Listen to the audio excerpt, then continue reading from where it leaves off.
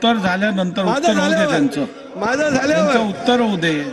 जयंतराव आले, जयंतराव आले लोकसभा में. जयंतराव चादर वाले आले, चादर चादर चादर.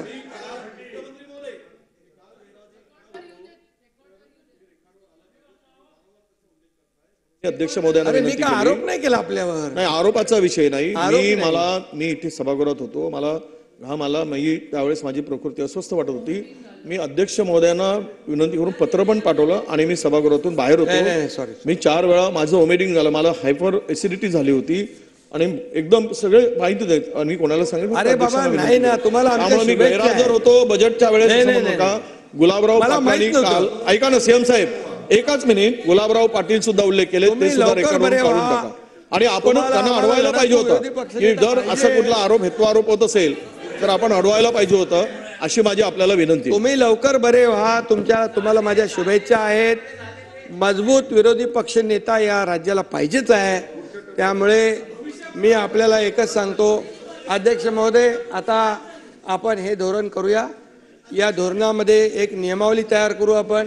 आणि जे लोक आपल्या अशा इच्छा असून देवदर्शनापासून वंचित राहतात त्यांना शासनाच्या माध्यमातून अगदी चांगल्या पद्धतीने, अगदी सुरक्षितपणे त्यांचं देवदर्शन घडेल अशा प्रकारचा निर्णय आपण आता घेतो. ठीक आहे, लक्ष बसून तर घ्या. 1 मिनिट बसून तर घ्या. अजून पूर्ण झालं नाहीये.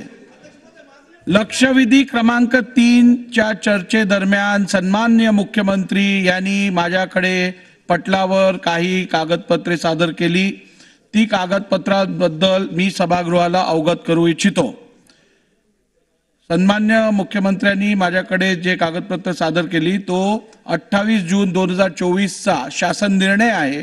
तो खालीलप्रमाणे आहे: राज्यातील महिलांच्या आर्थिक स्वातंत्र्यासाठी त्यांच्या आरोग्य आणि पोषणामध्ये सुधारणा करणे आणि कुटुंबातील त्यांची निर्णायक भूमिका मजबूत करण्यासाठी महाराष्ट्र